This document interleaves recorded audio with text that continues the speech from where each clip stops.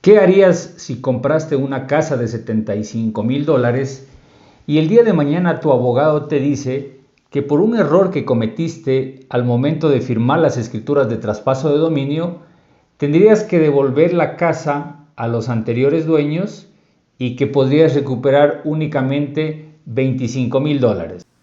Con el caso que les voy a contar a continuación, ustedes van a entender la importancia de hacerse asesorar por un profesional que conozca de bienes raíces, pero sobre todo lo importante que es poner el precio real de compraventa en las escrituras de traspaso de dominio.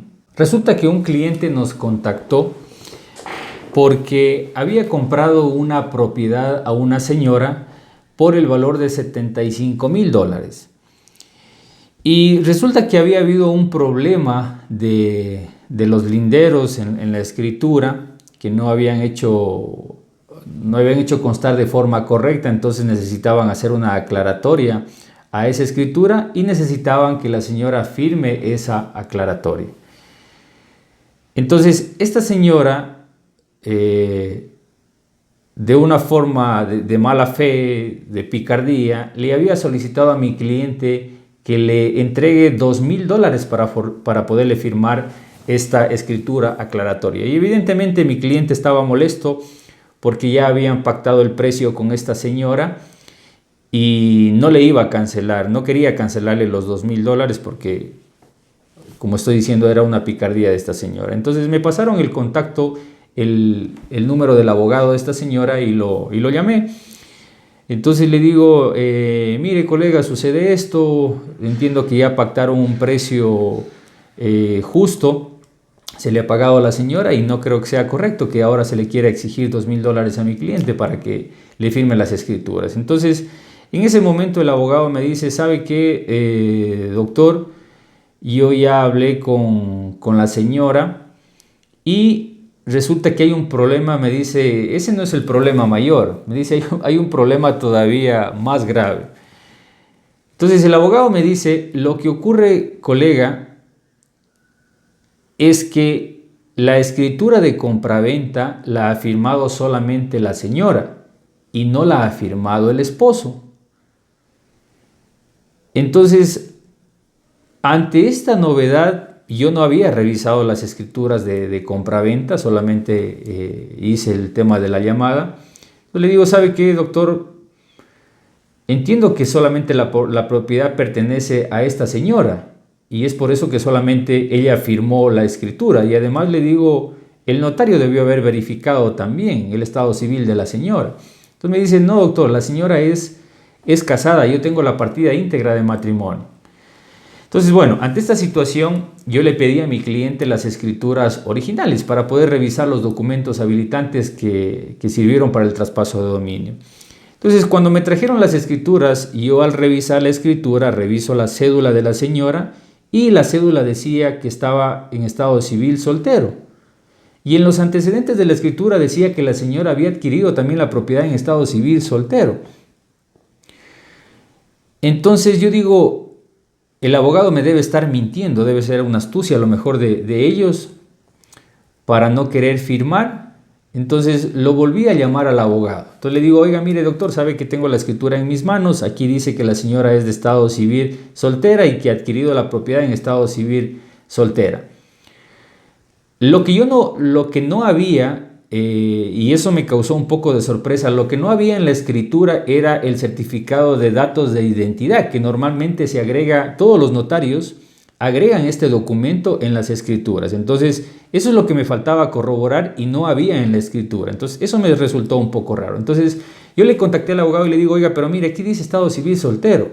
Entonces, el abogado me reitera nuevamente, me dice, no, doctor, la señora es casada, yo tengo la partida de matrimonio en mi oficina y si gusta le envío una foto. Entonces le digo, por favor, envíemela.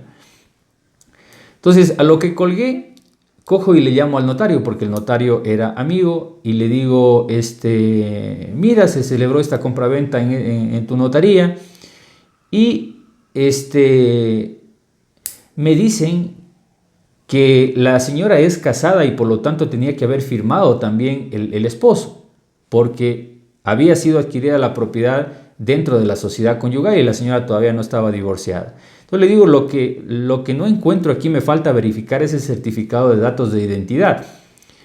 Entonces en ese momento el notario me dice, lo que pasa es que cuando se celebró esa compraventa seguramente no había sistema del registro civil y nosotros no pudimos descargar ese documento. Entonces, he ahí la razón por la cual no constaba este certificado de datos de identidad. Entonces, en ese momento él me dice, espérate, voy a revisar en el sistema, porque me preocupó lo que tú me dices, si la señora es casada, efectivamente tenía que haber firmado el esposo. Entonces, en ese momento él revisó en su sistema de ahí de la notaría y me dice, efectivamente, Jonathan, la señora es casada. Ha sido casada en tal año, la propiedad la ha comprado ya estando casada y por lo tanto tenía que haber firmado la esposa. Entonces, después de que yo conversé con el notario, el abogado de esta señora me pasó la partida de matrimonio y pude verificar que efectivamente había sido vendida la propiedad a mi cliente, engañada por esta señora, aduciendo ser soltera. Había adjuntado una copia de cédula de soltera, que no sé cómo la adjuntó ahí. Entonces, pero ese no era el problema. Y el abogado me decía que el marido ya se ha enterado, que estaban separados, pero no estaban divorciados. Entonces, que el señor estaba molesto con la señora, que ha vendido sin el consentimiento la casa, bajo engaños. Entonces, que el señor iba a demandar la nulidad de esa compraventa.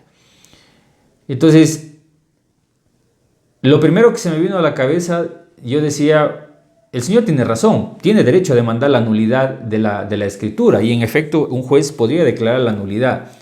Entonces, yo inmediatamente me puse a revisar la escritura, el precio. Mi cliente me había dicho que pagó por la propiedad $75,000. Eso es lo que le había costado la casa. Pero al momento de revisar las escrituras de compraventa, en la cláusula del precio decía que el precio de compraventa era $25,000 y que se había pagado de contado al momento de la firma de las escrituras. Entonces, aquí un grave error. Yo inmediatamente le llamé a mi cliente y le digo, mire, efectivamente ya hemos verificado, la señora ha adjuntado una cédula de soltera para que no firme el esposo y tenía que haber firmado el esposo. Le digo, pero lo que me preocupa aquí es de que han hecho constar el precio de compraventa en $25,000 y usted me dice que la ha vendido en $75,000. Entonces el señor me dice, sí, en efecto la vendí en $75,000. Le digo, sí, pero en papeles dice otra cosa. Le digo, ¿y cómo le pagó usted el precio? Me dice, yo le entregué en efectivo a la señora. Ay, ok. Y le digo, ¿tiene usted una constancia de haberle entregado los $75,000 o los 50,000 restantes? Me dice, no, doctor, yo le entregué en efectivo. Entonces, ahí viene el gran problema y las reflexiones que debemos tomar para aprender de esta situación. Entonces, lo que iba a ocurrir aquí, si el señor demanda la nulidad de esa escritura, el juez le va a dar la razón.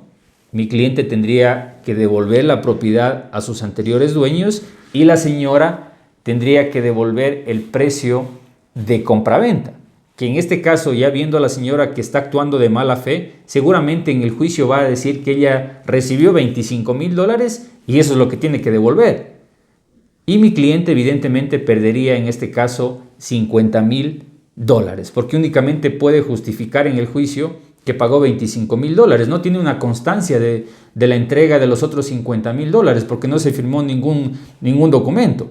Entonces, es un craso error que cometió nuestro cliente. Ahora, ¿cuáles son las enseñanzas que nos deja este video? Lo primero es que debemos asesorarnos por un profesional que sepa de bienes raíces. En este caso yo le digo a mi cliente, ¿quién le ayudó a hacer el trámite de compraventa? Me dice una persona que se encargaba de realizar trámites de compraventa, entonces él me ayudó. Claro, entonces seguramente esta persona desconoce del derecho, desconoce de las consecuencias jurídicas que puede acarrear el no poner un precio real a las escrituras, y miren lo que le está ocurriendo en este caso a mi cliente. que va a perder la casa, podría perder la casa y podría recuperar únicamente $25,000. Entonces, la primera lección que nos deja este caso en este video es que cuando vayamos a comprar una propiedad debemos asesorarnos por un profesional que sepa de bienes raíces. Y la segunda es que debemos poner el precio real por el cual estamos realizando la transacción. A veces las personas, por ahorrarse un dinero, por no pagar impuestos, hacen constar en escrituras un precio muy inferior. Pero ya en otro video incluso les expliqué yo las consecuencias que podría derivarse esto en un tema de defraudación tributaria, o incluso el que compra podría verse perjudicado luego cuando va a vender la propiedad, porque si es que luego la vende en un precio real, por ejemplo en el caso que les estoy poniendo, él en escritura la compra en 25,000, pero si luego la va a vender, por ejemplo, y sube de plusvalía esta propiedad y la vende en 100,000, él estaría teniendo aparentemente una utilidad de $75,000 que no es real, porque la utilidad real de él sería de 75,000 a 25,000. De $25,000 él tendría que pagar impuestos, ¿sí? Entonces, quería traerles a colación este video con este caso que le sucedió a nuestro cliente para que ustedes tomen las precauciones, se asesoren por alguien que sepa y sobre todo pongan el precio real en las escrituras. Espero que este video les sirva y nos vemos en una próxima ocasión. Hasta pronto.